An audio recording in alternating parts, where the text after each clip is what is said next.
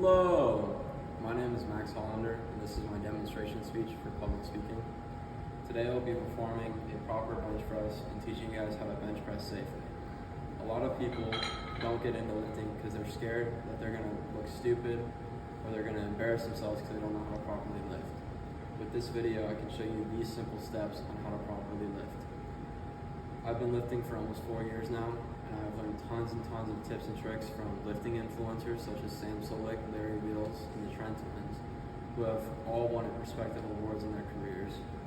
My friends, who have lifted more than me and heavier weights than me, and my weights teacher, who has started me from the beginning. My first step that I always like to do is my hand placement. I like to make sure that my pinky is around the ring on the bar here, and I like to keep my elbows at a 90-degree angle to help with power. Your next step is your head, your neck, and your upper back. I like to keep them flat on the bench to avoid harm and to give me as much power as possible. Also, make sure to pinch your shoulder blades during the lift to get as much force as you can. Your next step is to make sure that your lower back is arched off of the bench. You want to do this because it generates power through your entire back and your whole body.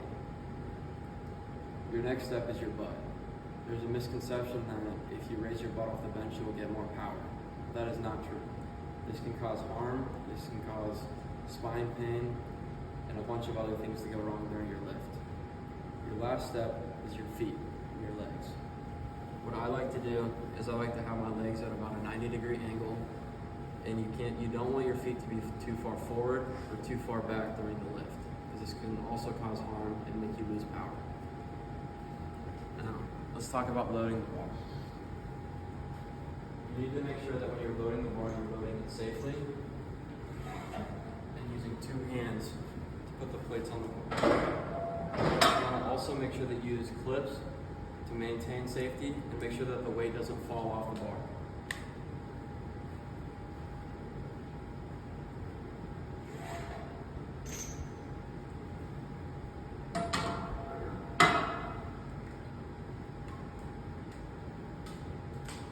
Another very important step is to make sure that you have a spotter. A spotter can save your life if you're hitting heavy weight that you don't think you can hit, or just in general if something goes wrong with your lift. Now I'll perform a proper bench press.